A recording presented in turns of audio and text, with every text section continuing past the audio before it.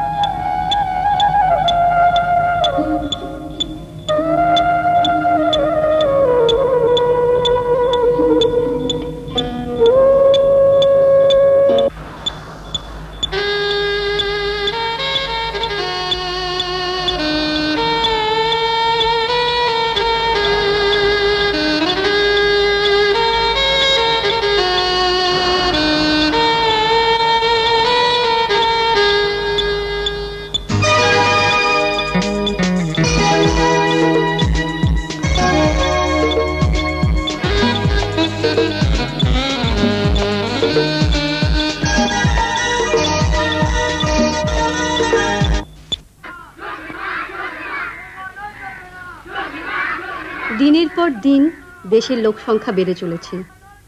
নানান সমস্যায় প্রতিটি মানুষই আজ বিব্রত। আমাদের দেশে বাইরের শত্রুর সঙ্গে লড়াই করার জন্য বিশাল ব্যবস্থা আছে, কিন্তু দেশের ভেতরের শত্রু চোরা কারবার, অশিক্ষা, চিকিৎসা ব্যবস্থা, দারিদ্র্য, ক্ষুধা, অপসংস্কৃতি, কুসংস্কার দেশের জনগণকে ক্যান্সারের মতো ক্ষত বিক্ষত করে দিচ্ছে। বর্তমানে নানান সমস্যা বা ব্যাধির মধ্যে কুসংস্কার একটা বিশেষ ব্যাধি বা সমস্যা। প্রায় প্রতিদিন দেশের নানান প্রান্তে কুসংস্কার তার নিজের অস্তিত্ব বজায় রেখে চলেছে। জঙ্গলের মধ্যে গাছপালা দিয়ে ঘেরা একটা ডাক বাংলো ও তার পাশের গ্রামকে নিয়ে আমাদের গল্প শুরু। এর নাম মংলু। জঙ্গলের ডাক বাংলোটা দেখাশোনা করে। এই মেয়েটিকে ও ভালোবাসত। এই বিদেশিনী ভদ্রমহিলা একজন গবেষিকা। কিছুদিন আগে এখানকার আদিবাসীদের নিয়ে গবেষণা করার জন্য এখানে এসেছিলেন। এই ভদ্রলোক জঙ্গলের রেঞ্জার। একসময় উনি বিখ্যাত গায়ক ছিলেন। হঠাৎ একদিন সবকিছু ছেড়ে দিয়ে রেঞ্জারের চাকরি নিয়ে জঙ্গলে চলে আসেন। এই ভদ্রমহিলা একজন সাংবাদিকা। কয়েকদিন আগে এখানে একটি আদিবাসী মেয়ে বাড়ি শুদ্ধ পুড়ে মারা যায়। স্থানীয় অধিকাংশ মানুষের ধারণা মেয়েটি ডাইনি ছিল। সেই সম্বন্ধে সত্য অনুসন্ধান করতে উনি এখানে এসেছেন।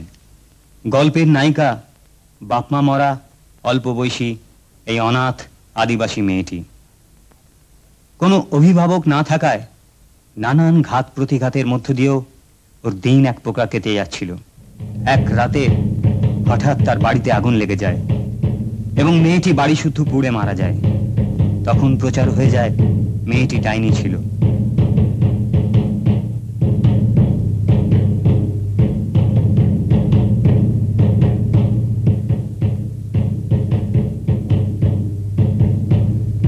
স্বাভাবিকভাবে মংলু, গবেষিকা, রেঞ্জার ও সাংবাদিকার অতীত ও বর্তমান জড়িয়ে থাকছে ছবির মধ্যে।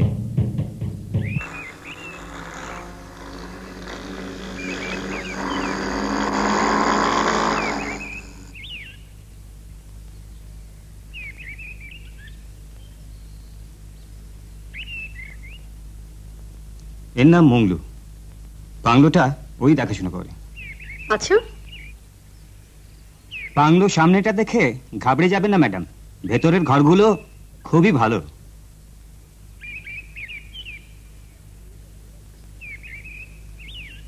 আমি কি আপনার সঙ্গে যেতে পারি? না ম্যাডাম, আপনার ওখানে যাওয়া ঠিক হবে না। ওদের গ্রামে এখন খুবই টেনশন চলছে। আমি তো ঘটনা রিপোর্ট করব বলেই এখানে এসেছি। আমি সব জানি, টেনশন একটু কমুক। আমি আপনাকে এমন সব স্টোরি বলবো যা আপনি কল্পনাও করতে পারছেন না। দেখবেন আপনার পাঠকরা সেই সব স্টোরি ঢক ঢক করে গিলছে। মংলু, মেম সাহেবের যা দরকার খেয়াল রাখিস।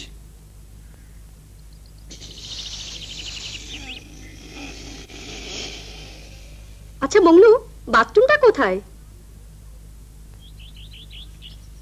স্নান করার জায়গা।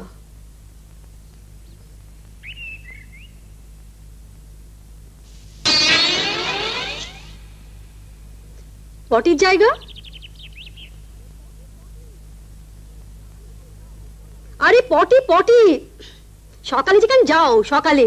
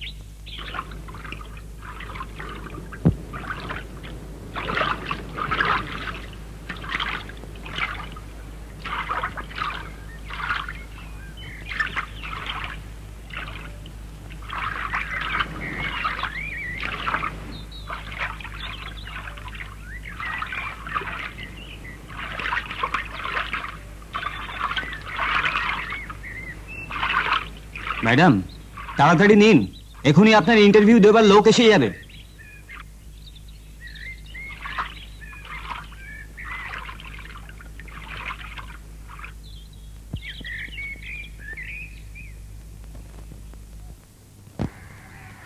তোমার নাম চাপু? হ্যাঁ। তুমি মেয়েটাকে ভালোবাসতে? খুব ভালোবাসতাম, কিন্তু ও বুঝলো না। আসলে ও তো আমাদের মতো মানুষ ছিল না, ও ডাইনি ছিল। তুমি কি করে জানলে যে ও ডাইনি ছিল? আমি দেখেছি ও ডাইনি ছিল। কি দেখেছো, খুলে বলো। সেদিন আমাদের একটা উৎসব ছিল, আমি শহর থেকে ওর জন্য একটা হার কিনেছিলাম। সেই হারটা ওকে দেবার জন্য ওকে খুঁজতে খুঁজতে পুকুর পাড়ে এসে ওর দেখা পেলাম।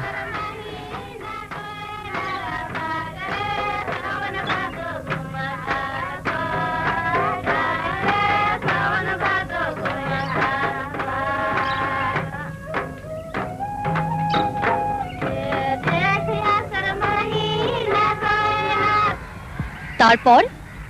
তারপর আমার মন খুব খারাপ হয়ে গেল। সে রাতে সকলে মিলে নেচে বাজিয়ে খুব আনন্দ করছিল। আমার এসব কিছুই ভালো লাগছিল না। আমি এক ধারে একটা গাছের তলায় বসেছিলাম। ও যে ডাইনি ছিল তুমি দেখলে কি করে? সেই কথাই তো বলছি।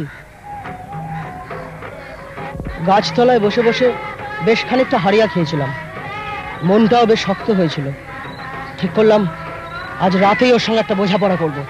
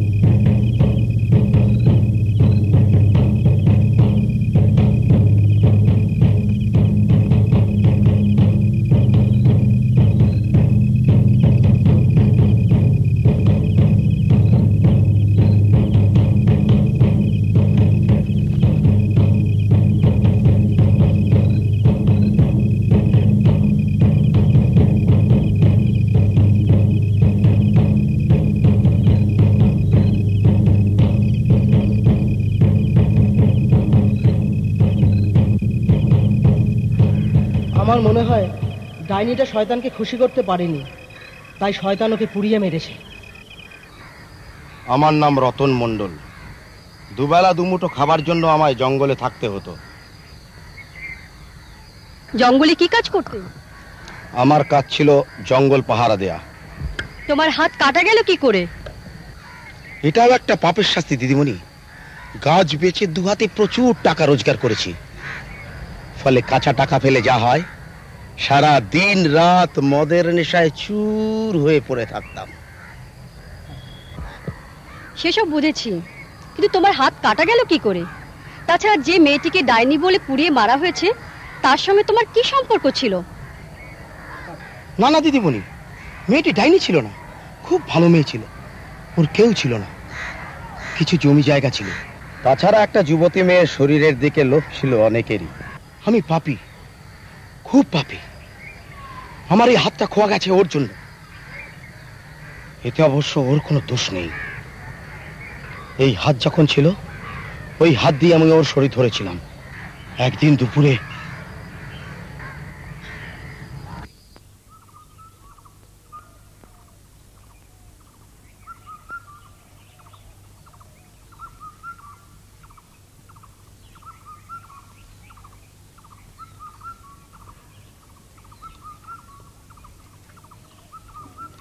দাঁড়া না, যাচ্ছিস কোথায়? চল না আমার সাথে, তোকে টাকা দিয়ে রানী করে রাখবো।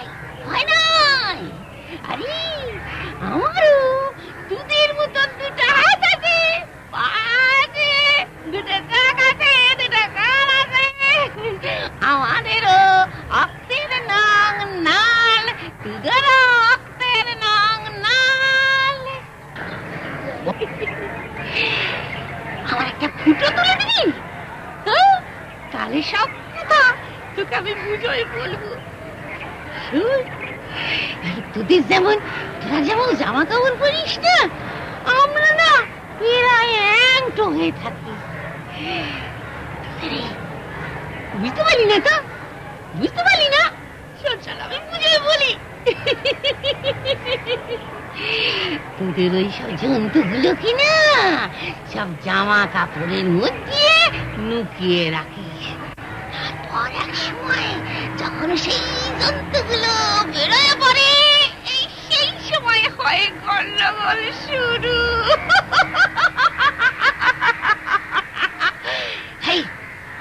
একটা ফুটো তুলে দিবি?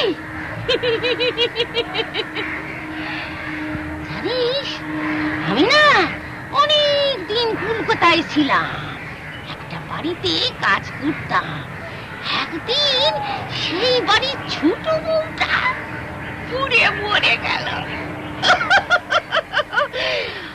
আর চারিদিকে হুই হুই আরম্ভ হয়ে গেল।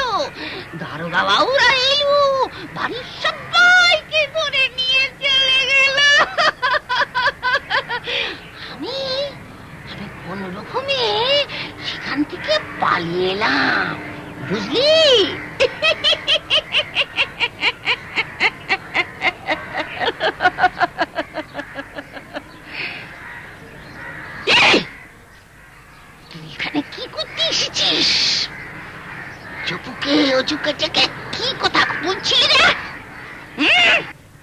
এখানে যে মেয়েটি পুড়ে মরেছিল সে কি ডাইনি ছিল?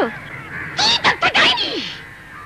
তুই কাল সারা রাত থেকে রক্ত চুষে চুষে খুঁজেছিস। এখানে তোর ঠোঁট দুটো রক্তের নাল টকটক করছে। তুই আবার অন্যকে ডাইনি বলছিস? কোন সাহসে রে? ডাইনিরা কি করে জানিস? জানিস তুই কি করে? যখন রেতের বেলায় ঝিঝি পোকার ডাক আর শিয়াল কুকুরের ডাক শোনা যায়, সেই সময়ে ওই পুকুর পাড়ে ব্যাঙেরা গান ধরে। ডাইনিরা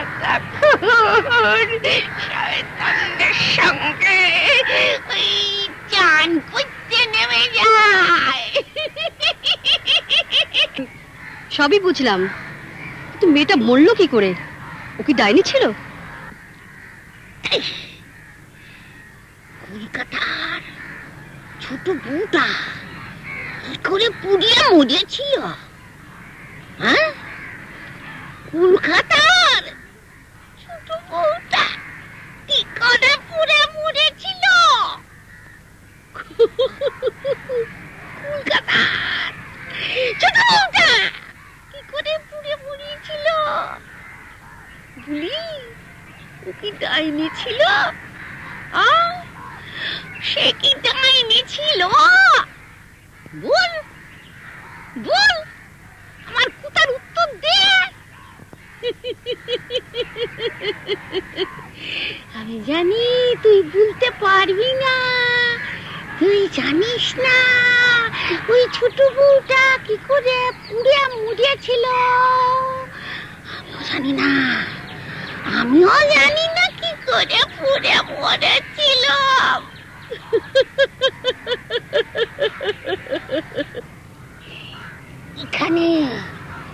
এখানের বউটা কি করে পুড়ে মরেছিল জানিস? জানিস না? জানিস না তুই? আমি জানি না। না, আমি বলবো না বাবা, আমি বলবো না, আমি বলবো না। এখনই জঙ্গল সাহেব আসবে, বুঝলি? তুই আমাকে একটা ফুটো তুলে দিবি। ফুটো ফুটো দিবি তুলে? জঙ্গল সাহেব আসবার আগে না আমাকে চলে যেতে হবে, বুঝলি? বড্ড ভয় লাগে ওকে। যাই, হ্যাঁ যাই।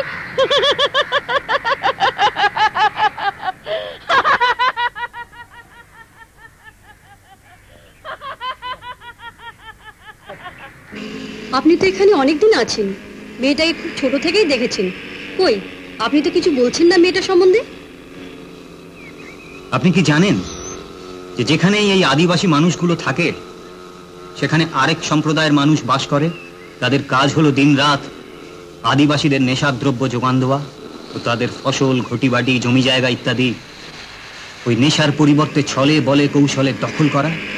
এখানে বিশ্বনাথ নামে একজন অবস্থাপন্ন মানুষ আছে যে কৌশলে দিনের পর দিন আদিবাসীদের সম্পত্তি দখল করে চলেছে। ওই বাপমা মরা অনাথ মেয়েটির বাড়ি ও অল্প চাষের জমির ওপর নজর পড়েছিল বিশ্বনাথের। মায়ের কোলে থাকা তাজার ভাগ্যে জোটেনি, বাবার আদর কত মধুর যে কখনো বোঝেনি। জানি না কেন বিধাতাও তাকে করুণার চোখে দেখেনি। বাঘের ছানা খরগোশ খোঁজে, বাঘ খোঁজে হরিণ। চোরের দৃষ্টি ধানের গোলায়, জোরদারের জমি।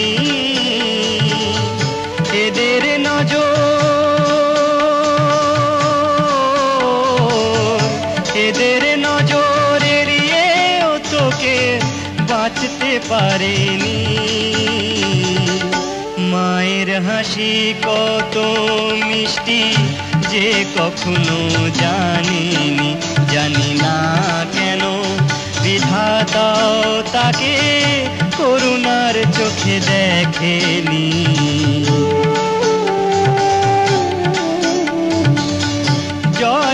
লাগি কেউ করে পীড়িত অর্থের লোভে কেউ পীড়িত যখন চরমে ওঠে খুন করে কেউ কেউ যুগে যুগে যুগে যুগের পীড়িতির খেলা আজও থামিনি বাবার আদর কত মধুর যে কখনো বোঝেনি জানি না কেন বিধাতাও তাকে করুণার চোখে দেখেনি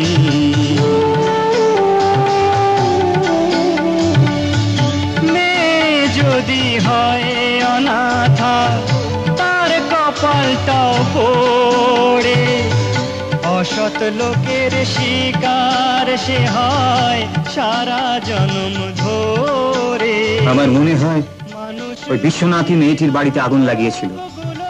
আপনি বিশ্বনাথকে পুলিশে দিচ্ছেন না কেন? তাতে কোনো প্রমাণ নেই ম্যাডাম। তাছাড়া রাজনীতি নামে আমাদের দেশে একটা শক্তি কাজ করে। বিশ্বনাথ সেই রাজনীতি নামক শক্তির সঙ্গে বিশেষভাবে জড়িত।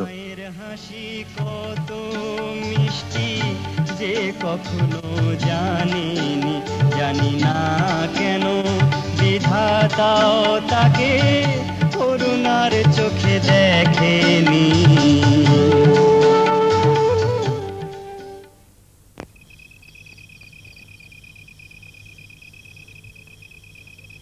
মংলু, তোমার বাঁশিতে একটা গান শোনাবে?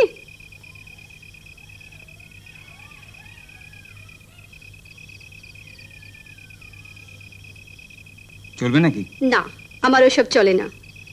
কলকাতা গিয়ে আমাদের মনে থাকবে তো?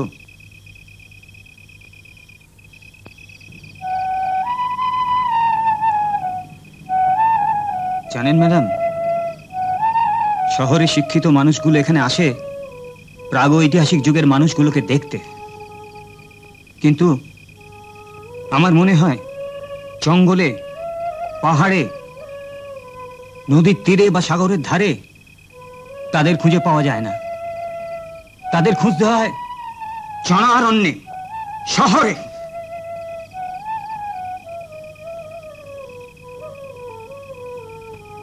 ম্যাডাম, একটা মেয়েকে পুড়িয়ে মারা হয়েছে বলে আপনি রিপোর্টিং করতে এসেছেন।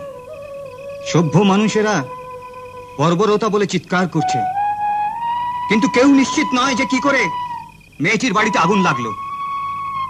আগুন মেয়েটি নিজেও লাগাতে পারে বা আপনার থেকে লেগেও যেতে পারে। যেমন ধরুন, চিমনিটা জ্বলছে, মেয়েটা ঘুমিয়ে পড়েছে, পাশ ফিরতে গিয়ে হাত লেগে চিমনিটা উল্টে গেল, তার থেকেও তো আগুন লেগে যেতে পারে। একটা প্রশ্নের উত্তর দিতে পারেন? একজন সভ্য মানুষ যখন একটা সরল সমাজকে পুড়িয়ে মারছে, সভ্যতার বিষে তাদের শরীরকে নীল করে দিচ্ছে, তখন কে তদন্ত করছে? কে চিৎকার করে বলছে ওদেরকে ওদের মতো বাঁচতে দাও?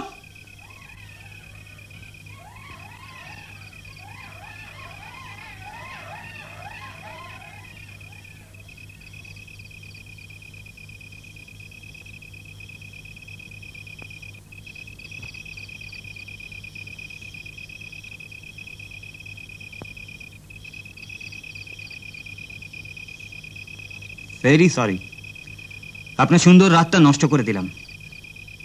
শাড়িটা পরে আপনাকে দারুণ দেখাচ্ছে। একটা কথা জিজ্ঞাসা করব? ও শিওর। আপনি বারবার সভ্যতাকে বিষ বলছেন কেন? সভ্যতা আদিবাসীদের কি ক্ষতি করলো?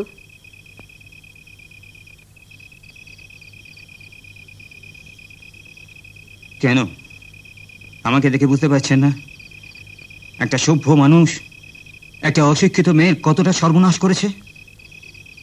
দেখুন, আমি যে প্রফেশনের সঙ্গে যুক্ত তাতে অল্প সময়ের মধ্যে অনেক বেশি অভিজ্ঞতা হয়। আমি নিশ্চিত যে আপনি কিছু একটা লুকোচ্ছেন।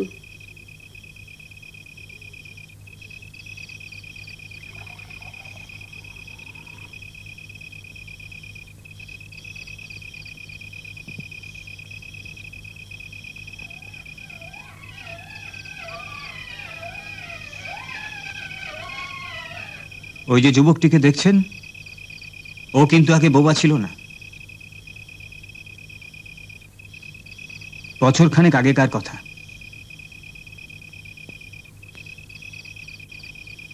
এই জঙ্গলে এক বিদেশিনী মহিলা এসেছিলেন এখানকার আদিবাসীদের নিয়ে গবেষণা করার জন্য। তিনি ভালো বাংলা বলতে পারতেন, বাংলা গানও গাইতে পারতেন। আপনি বাংলোর যে ঘরটাতে আছেন উনি ওই ঘরেই ছিলেন।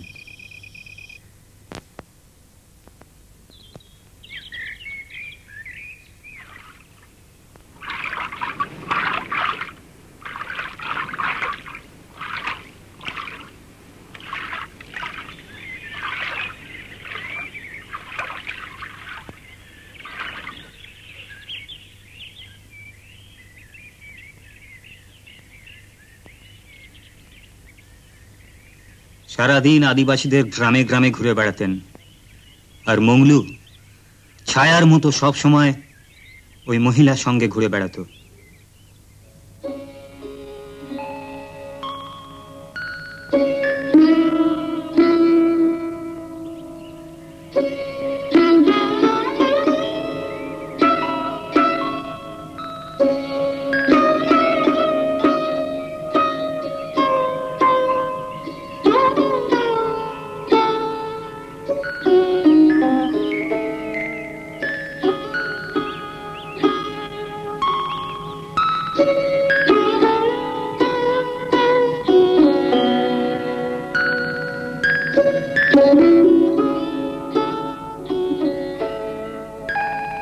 ওদের মেলামেশাকে আমি খুব সহজভাবে নিয়েছিলাম, কারণ ভদ্রমহিলার যা বয়স বা শিক্ষা তাতে অন্য কিছু ভাবার কোনো অবকাশ থাকে না।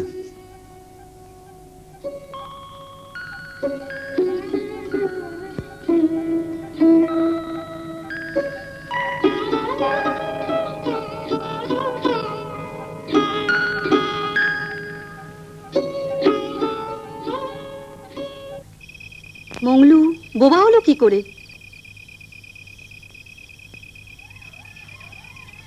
তখন বেশ রাত হয়ে গেছে। দূর থেকে মাদলের আওয়াজ ভেসে আসছিল।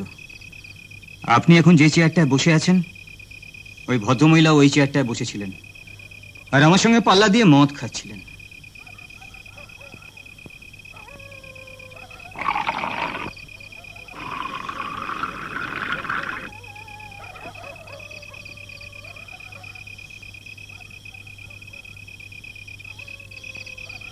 ম্যাডাম, একটা গান শোনাবেন?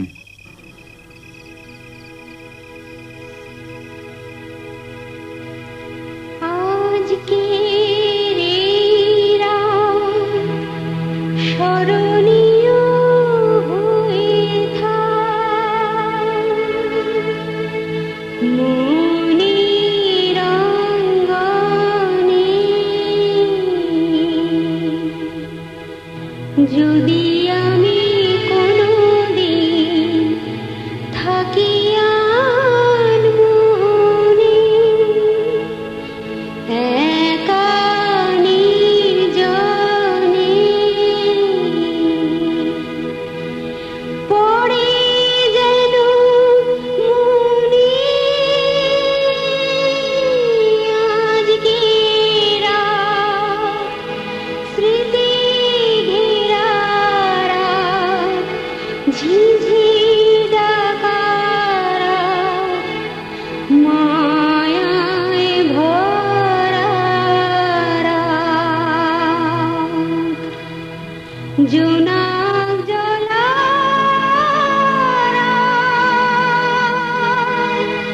তারায় ভরা খুশি ভরা আবেশ লাগা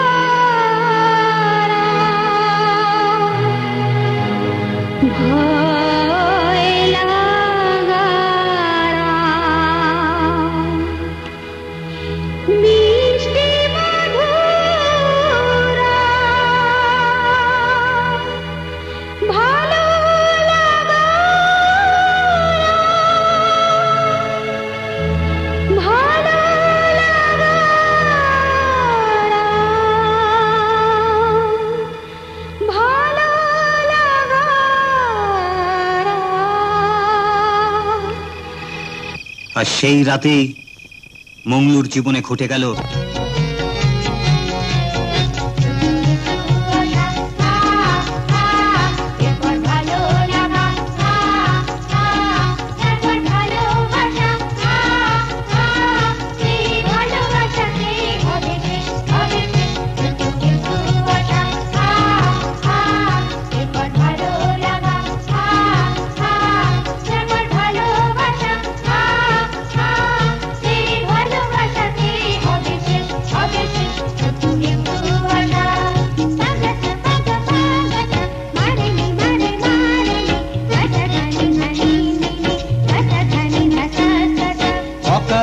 মাথা ব্যথা চোখের সামনে দেখা ফুটপাথে পড়ে থাকা নাকে মুখে মাছি বসা ন্যাংটা খোকা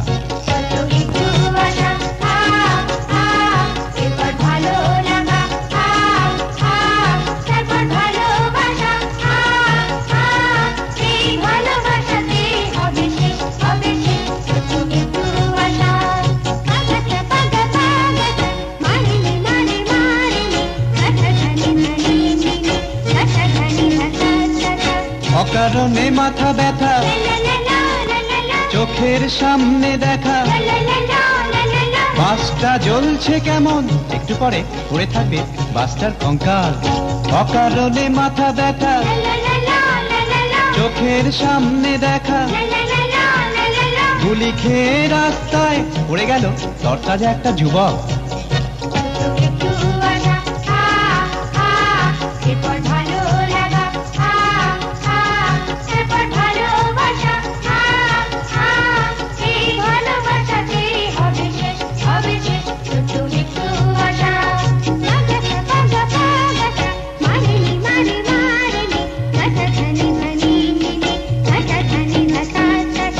অকারণে মাথা ব্যথা চোখের সামনে দেখা লোকাল নেতার ডাকা সকাল 8টা থেকে পথ অবরোধ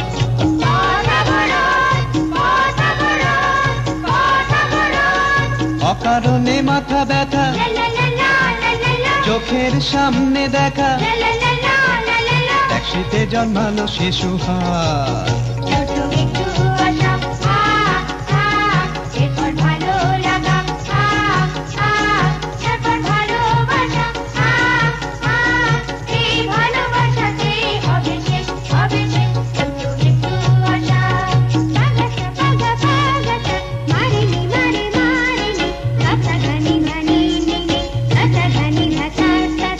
অকারণে মাথা ব্যথা চোখের সামনে দেখা বাড়িতে অতিথি এলো মাছ 110 টাকা কেজি বাবা রে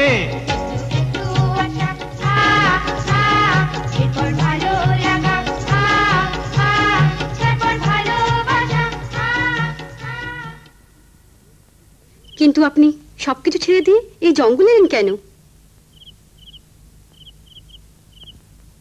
ম্যাডাম, জীবনটা হেসে খেলে ভালোই কেটে যাচ্ছিল। প্রচুর অর্থ, সম্মান, খ্যাতি, প্রতিপত্তি সবই এসেছিল, আর তার সঙ্গে এসেছিল সব রকমের নেশা। সুরা ও সাকিতে দেহ ও মন সব সময় ডুবে থাকতে চাইতো। জীবনের তৃতীয় টার্নিং পয়েন্ট শুরু হলো একটা পার্টি থেকে।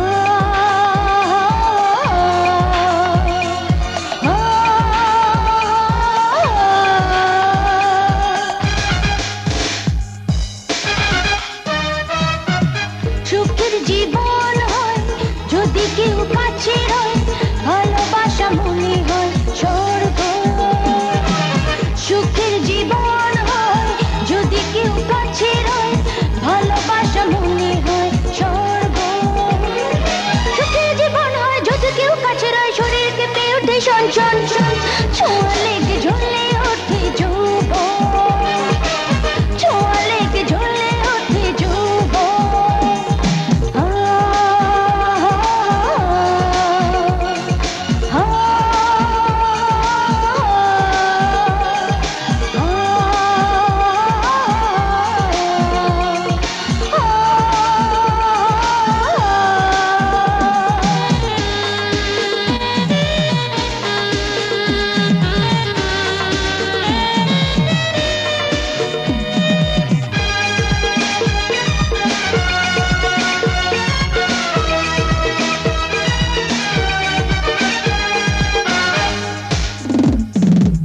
সুখের জীবন হয় যদি কেউ কাছে রয় নিশি নেশা মনে হয় এই জীবন সুখের জীবন হয় যদি কেউ কাছে রয় নিশি নেশা মনে হয় এই জীবন সুখের জীবন হয় যদি কেউ কাছে রয় ফিস ফিস কথা কয় শোন শরীরে ছড়িয়ে দেয় শিখর শরীরে ছড়িয়ে দেয় শিখর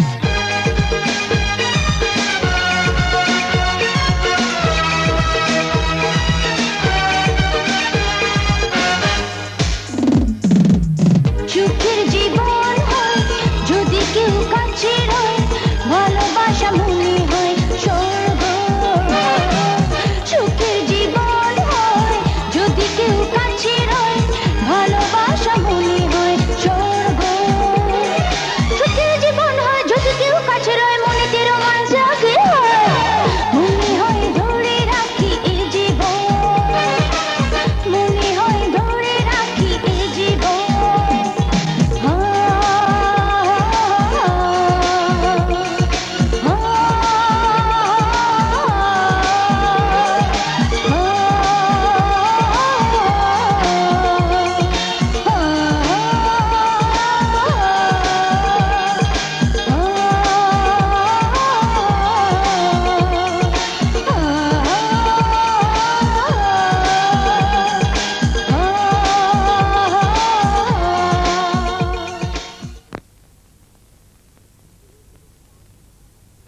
তুমি একটু বসে গান শুনো কেমন?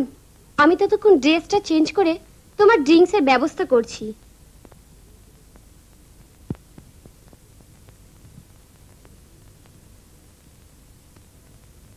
पानी में मीठी आसी मोहे सुन सुन आवे हाथी मोहे सुन सुन आवे हाथी पानी में मीठी आसी मोहे सुन सुन आवे हाथी मोहे सुन सुन आवे हाथी आत्मज्ञान बिना नर भटके आत्मज्ञान बिना नर भटके कोई मथुरा कोई काशी आत्मज्ञान बिना नर भटके कोई मथुरा कोई काशी जैसे राजा भुला नहीं पंथी जैसे राजा भुला नहीं पंथी बन बन फिर उदासी सुनवावे हाथी पानी में मीठी आसी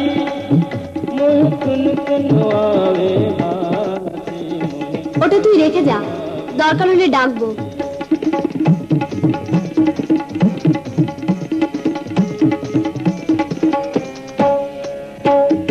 जिसका ध्यान धरी मनि हरि हर गुंजन सहत उदासी जिसका ध्यान धरी मनि हरि हर गुंजन सहत उदासी মেয়েটাকে কোথায় পেলে? নদীর ঘাট থেকে। মানে? মেয়েটা প্রেগন্যান্ট ছিল, নদীতে আত্মহত্যা করতে যাচ্ছিল। আমাদের বাড়িতে যে কাজ করে সে দেখতে পেয়ে এখানে নিয়ে আসে। ওর একটা মরা বাচ্চা হয়েছিল। তোমার পছন্দ হয়েছে? আজ রাতে থাকবে নাকি ওর কাছে? কি গো, আজ রাতে থাকবে নাকি ওর কাছে? सुन सुनो आवे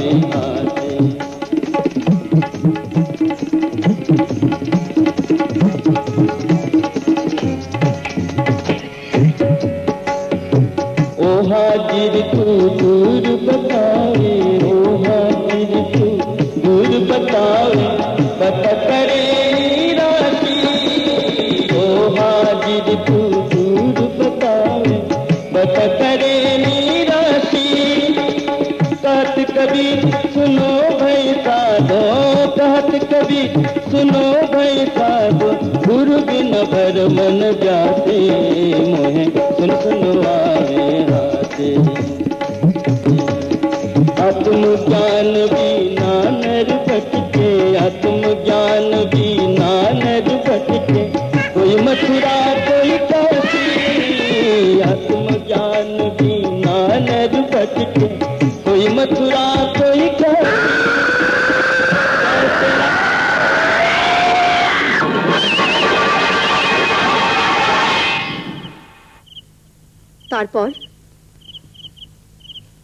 তারপর জীবন মরণ যুদ্ধে জীবনের জয় হয়। মাস তিনেক পর নার্সিংহোম থেকে ছাড়া পেয়ে এই জঙ্গলে চলে আসি রেঞ্জারের কাজ নিয়ে। দেখতে দেখতে 15টা বছর হয়ে গেল। মানুষের জীবনটা কি অদ্ভুত না? ম্যাডাম, কতটুকু আর দেখেছেন? সারা জীবন ধরে আরো অনেক অদ্ভুত ঘটনা দেখতে হবে। অনেক রাত হলো, চলুন উঠে যাক।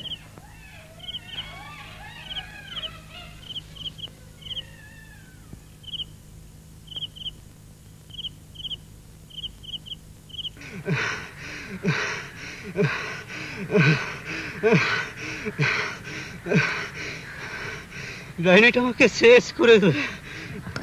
মেয়েটা তোমার কি করেছিল যে তুমি ওকে ডাইনি বলছো? ও আমার শরীরের মধ্যে ঢুকে গেছে, দিন রাত আমার রক্ত চুষে চুষে খাচ্ছে। আমি ঘুমাতে পারছি না। যখনই ঘুমাতে যাই ওই ডাইনিটা আসে, শুধু আসে। আমি কিছুতেই ঘুমাতে পারছি না, একদম ঘুমাতে পারছি না। ও আমাকে বাঁচতে দেবে না, আমার রক্ত চুষে চুষে খাচ্ছে। আমি খেতে পারি না, কাজ করতে পারি না, ঘুমোতে পারি না। আমার ভয় করে, আমার খুব ভয় করে। আমাকে বাঁচা, আমাকে বাঁচা, আমাকে বাঁচা, আমাকে বাঁচা, আমাকে বাঁচা, আমাকে বাঁচা, আমাকে বাঁচা, আমাকে বাঁচা, আমাকে বাঁচা, আমাকে বাঁচা, আমাকে বাঁচা। কি হয়েছে বলবি তো?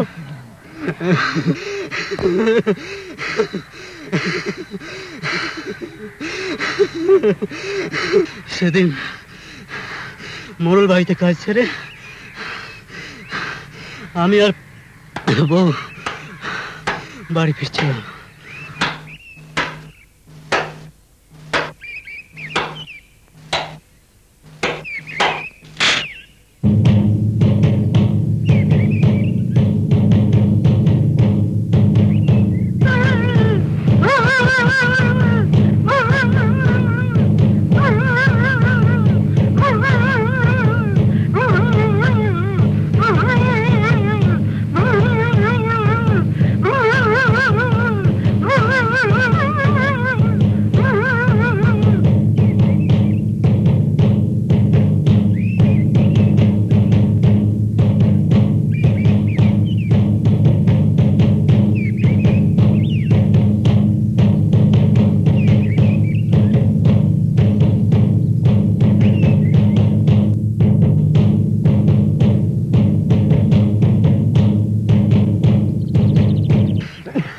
মানুষ তো অনেক কারণেই অজ্ঞান হয়।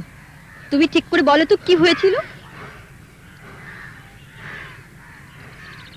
রাতে আমি ঘুমিয়ে পড়েছিলাম, হঠাৎ কিরম করতে থাকে, আমি ভয় পেয়ে উঠে পড়ি। আমি কি শুধু শুধু কিরম করছিলাম? ওই ডাইনিটা আমার মধ্যে ঢুকে হাসছিল, আমার রক্ত চুষে নিচ্ছিল। সবই তো বুঝলাম, কিন্তু মেয়েটা পুড়ে মরলো কি করে?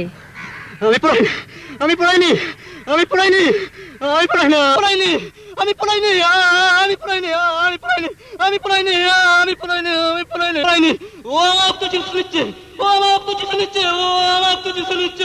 আমাকে বাঁচা, আমাকে বাঁচা, আমাকে বাঁচা, আমাকে বাঁচা, আমাকে বাঁচা, আমাকে বাঁচা, আমাকে বাঁচা, আমাকে বাঁচা, আমাকে বাঁচা,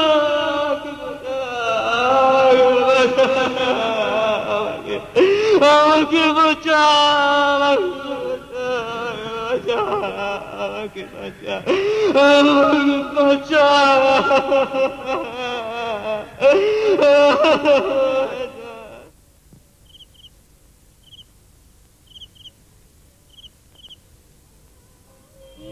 হলো একই হলো, একই হলো, একই হলো, আজ সারা দেহে আমার হঠাৎ কামনার আগুন উঠলো জ্বলে, অন্তরে বিজলের ঝলকে দিয়ে গেল চলে চলে।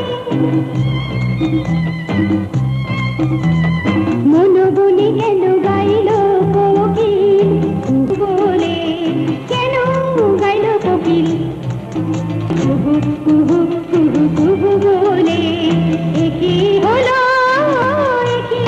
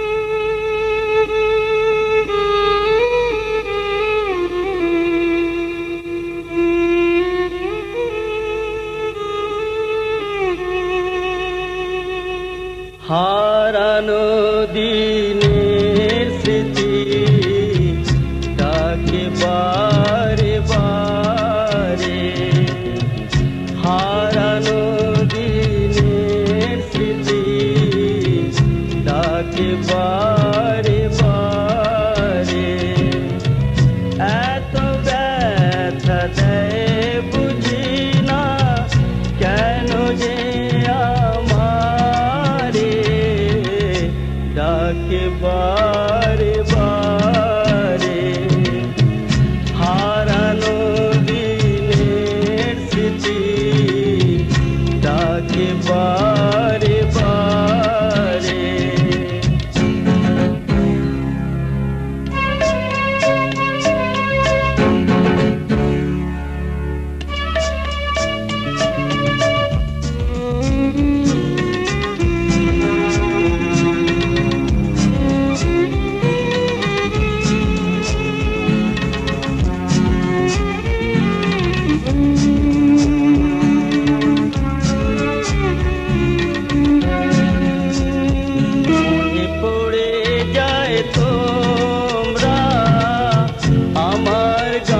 ভালোবাসতে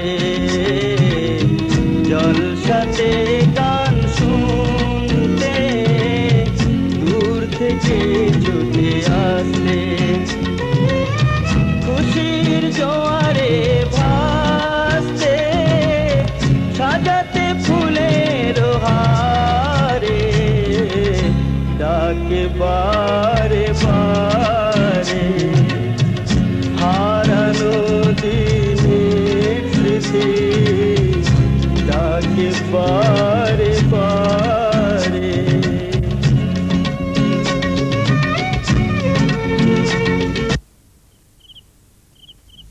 দাঁড়িয়ে রইলেন কেন? বসুন। Thank you. আপনি সবকিছু হাসির আড়ে লুকিয়ে দেন।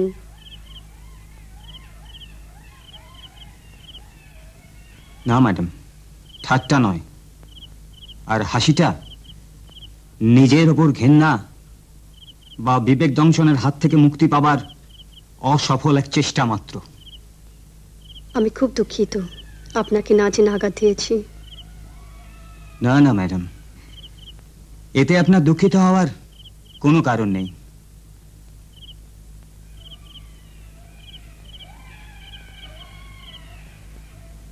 আপনি ঠিকই বলেছেন, গোটা দেশের লোক আমার গানকে ভালোবাসত।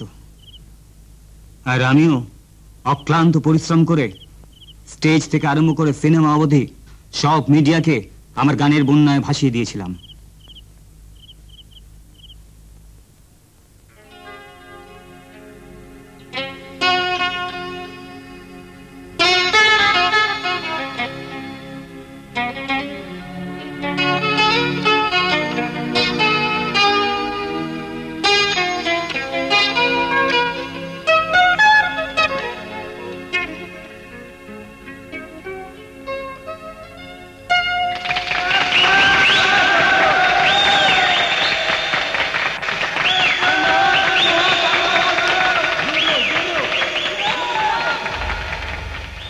One, two, three, four.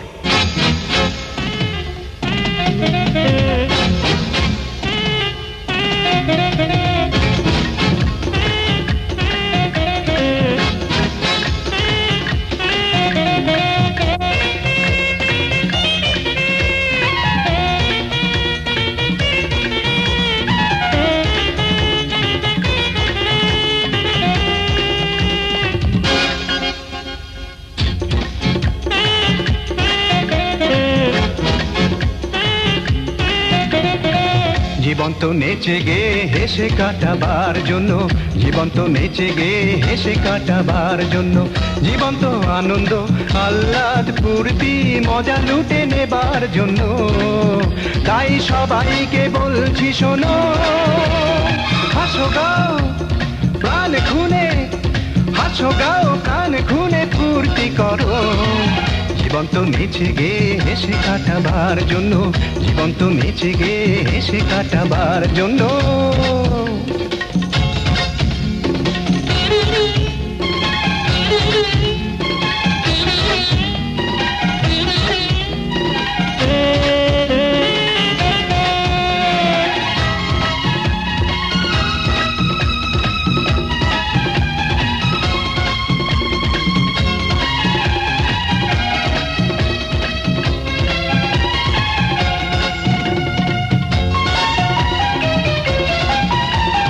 সকলকে আপনার ভাবো, সবাই তো একই পথে চলে যাব।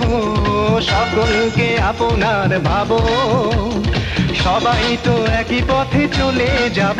তাই সবাইকে বলছি শোনো, হাসো গাও প্রাণ খুনে, হাসো গাও প্রাণ খুনে ফুর্তি করো।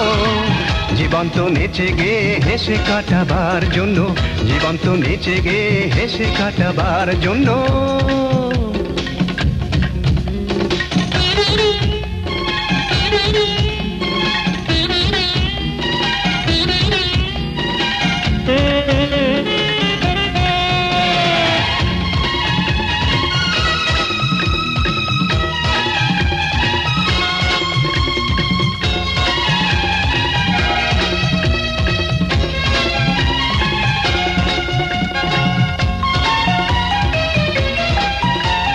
স্বপ্ন যদি থাকে কারো মনে, সত্যি করে নাও এই ক্ষণে।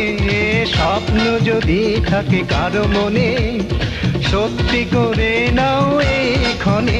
তাই সবাইকে বলছি শোনো, হাসো গাও প্রাণ খুনে, হাসো গাও প্রাণ খুনে ফুর্তি করো। জীবন তো নেচে গে হেসে কাটাবার জন্য, জীবন তো নেচে গে হেসে কাটাবার জন্য, জীবন তো নেচে গে হেসে কাটাবার জন্য, জীবন তো নেচে গে হেসে কাটাবার জন্য।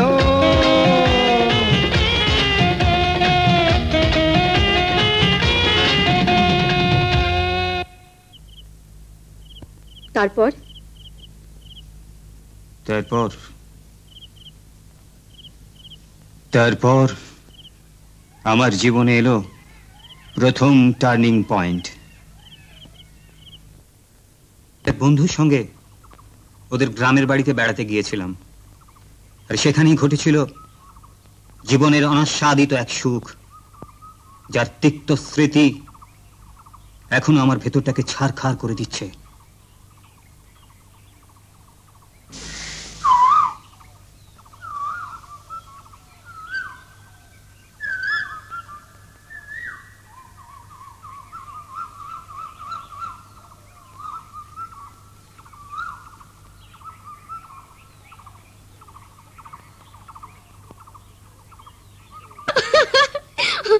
বড়শিটা বোধহয় লতায় আটকে গেছে, দাঁড়ান আমি খুলে দিচ্ছি।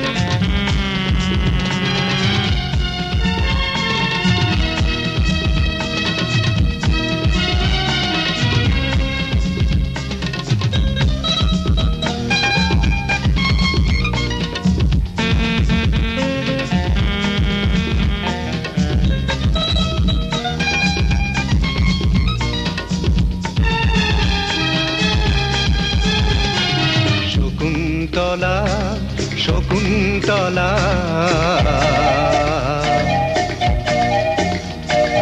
শকুন্তলা শকুন্তলা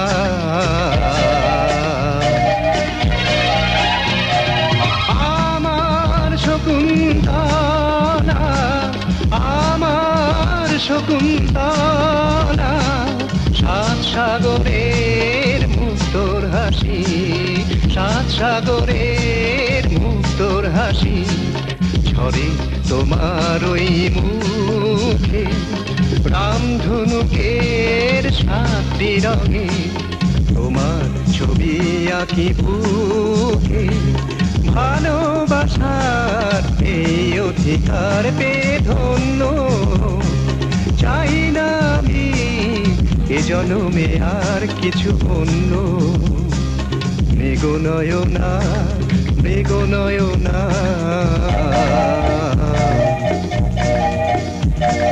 মৃগনয়না মৃগনয়না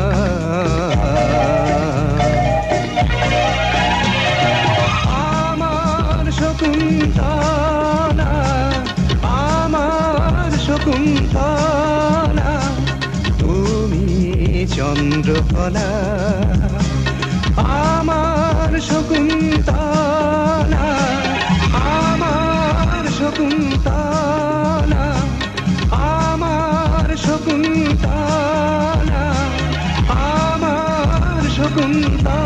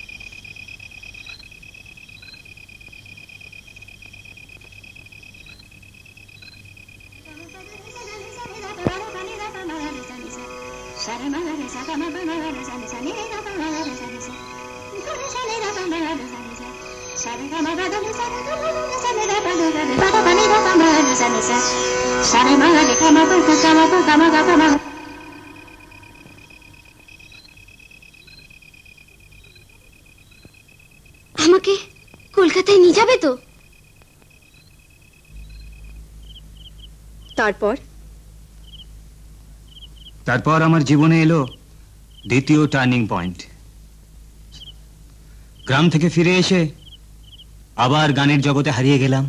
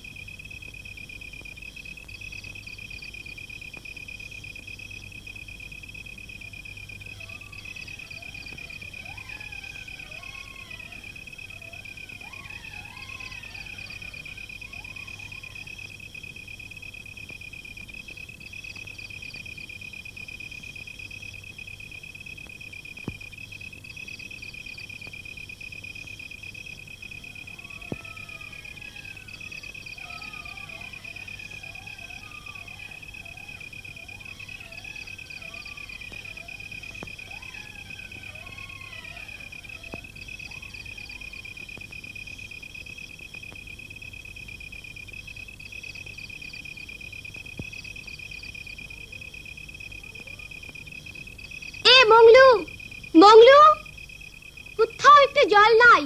তুমি আমাকে একটু জল দিয়া যাও।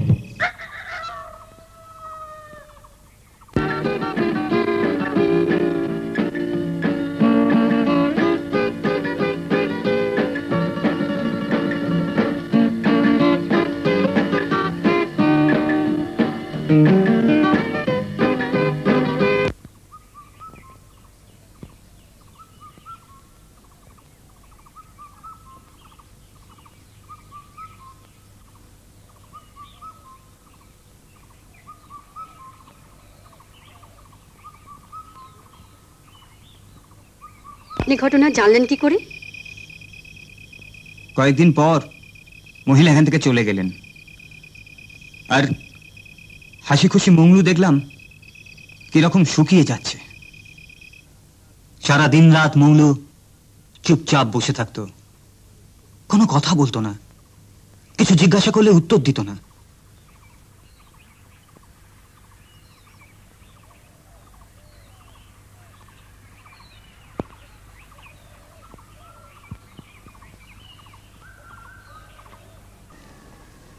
ওকে কলকাতায় নিয়ে গেলাম চিকিৎসার জন্য। নানান পরীক্ষার পর আমার ডাক্তার বন্ধু জেরায় মংলু তার কালো অধ্যায়ের কথাগুলো বলে, এবং সেই মংলু শেষ কথা বলা। তারপর থেকে আজ পর্যন্ত মংলুর মুখ দিয়ে কেউ কোনো শব্দ শোনেনি।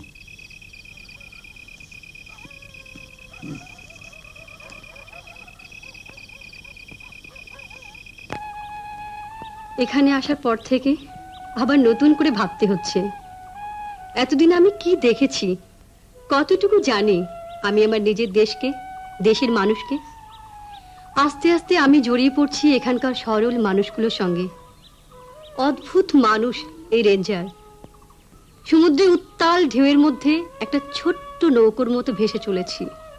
জানি না এই অরণ্যের মধ্যে এর নাম ভালোবাসা না প্রথাগত শারীরিক চাহিদা। যাই হোক, আপাতত বিষয়টা ভবিষ্যতের উপর ছেড়ে দেওয়া ছাড়া অন্য কোনো রাস্তা নেই। ইন্টারভিউর জন্য প্রশ্ন করতে করতে আজ আমি নিজে এমন সব প্রশ্নের সামনে এসে দাঁড়িয়েছি যার উত্তর আমার নিজেরই জানা নেই। এখানে যে মেয়েটা পুরো মারা গেল তার খবর নিয়ে কি লাভ হবে? তবে আনতে পারবি মেয়েটাকে? আরে তোদের কি দরকারে মেয়েটা ডাইনি ছিল কিনা? দেশের লোককে জানাবি, বলি দেশের লোককে জানিয়ে আমাদের কোন উপকারটা হবে? আমরা যেমন আছি আমাদের তেমন থাকতে দে। তোদের ছেলে মেয়েগুলো 4 বেলা পেট ভরে খেতে পায়, পোয়াতি বউগুলো শুয়ে বসে থাকতে পারে, শরীর খারাপ হলে ডাক্তার আছে, নতুন বাচ্চা হলে তাদের জন্য আলাদা খাট মশারি হয়। আর এখানে বাচ্চা জন্মের পর যদি এই বাচ্চা তার মা বেঁচে থাকে, তাইলে একটা ঘরের কোণে ছেঁড়া কাতার উপর লম্প চালায় কোন রকমে তাদের থাকার জায়গা হয়। এর মধ্যে মাঝে মাঝে হাইনা বা শিয়াল এসে বাচ্চাটাকে টেনে নিয়ে চলে যায়। তাহলে কি ধরে নিতে হবে বাচ্চার মাটা ডাইনি ছিল?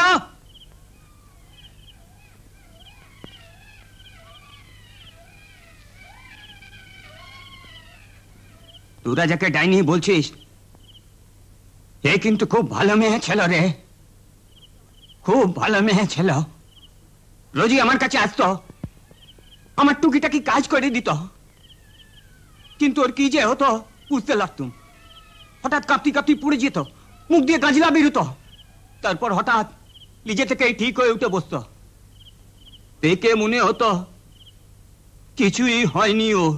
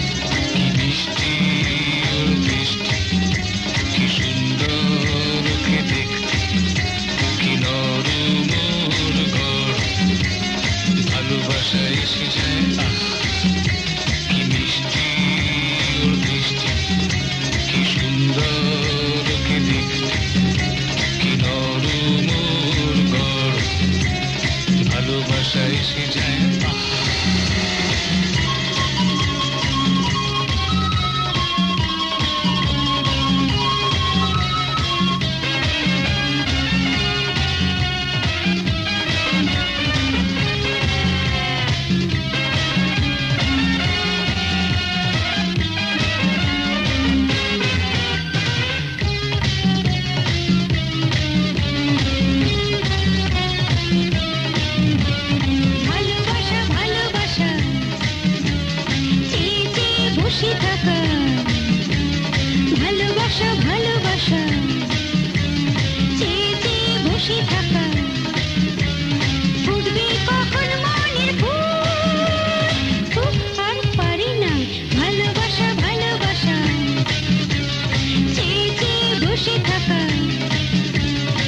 ফুটবে কখন মনের ফুল।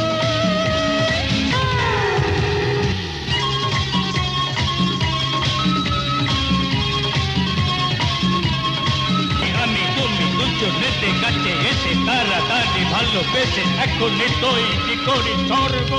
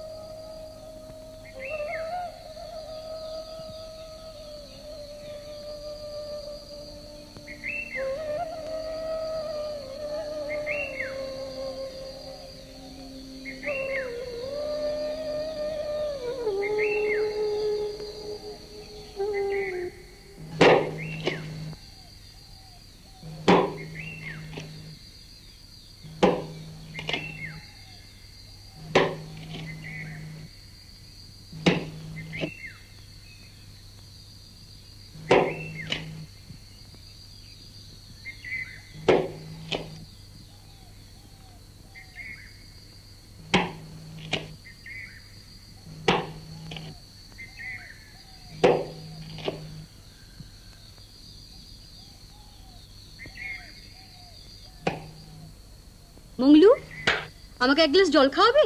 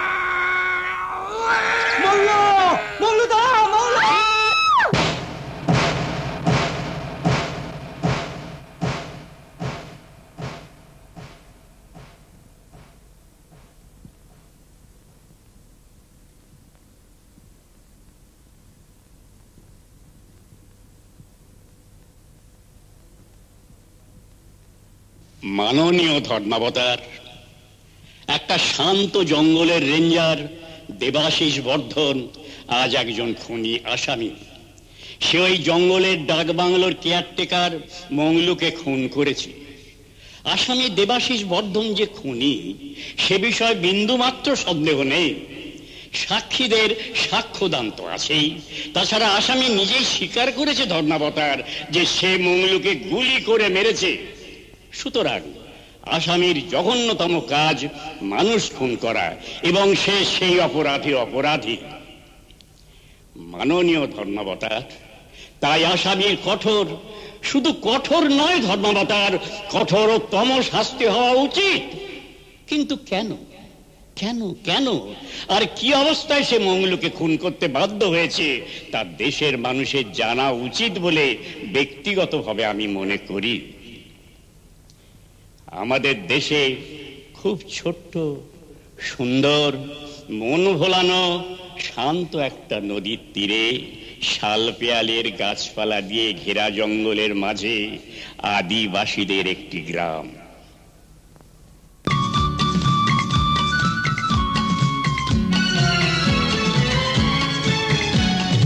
খুব ছোট একটি তীরে সারি সারি কত না গাছ রয়েছে ঘিরে, অদূরে তার একটি গ্রাম, মানুষ যেখানে থাকে শান্ত পরিবেশে,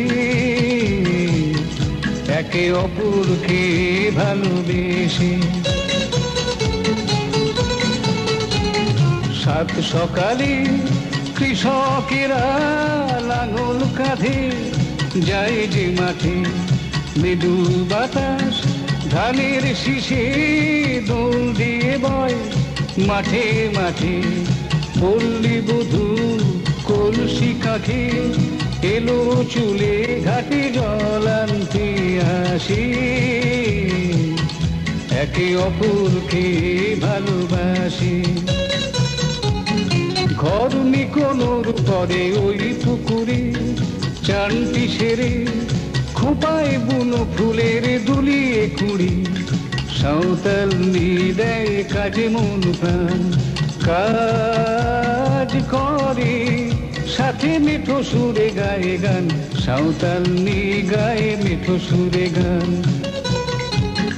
খুব ছোট ভারী সুন্দর শান্ত নদীর একটি তীরে সারি সারি কত না গাছ রয়েছে ঘিরে।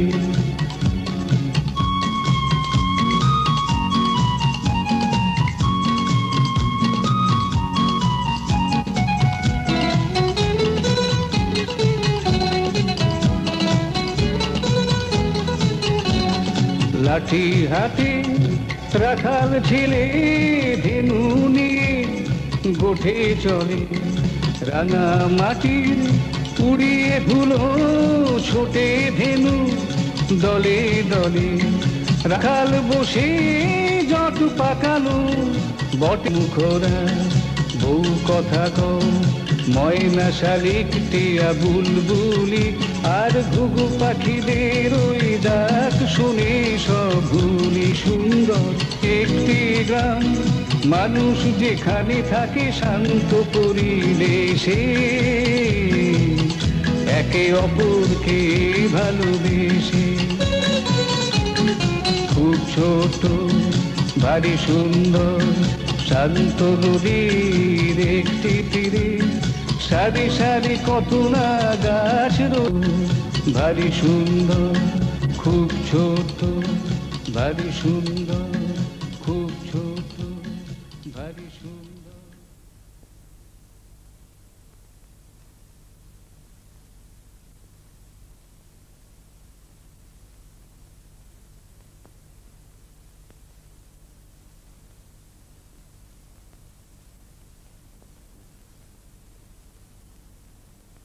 এরকম আরো অনেক সিনেমা দেখতে হলে ডাউনলোড করুন ক্লিক অ্যাপ।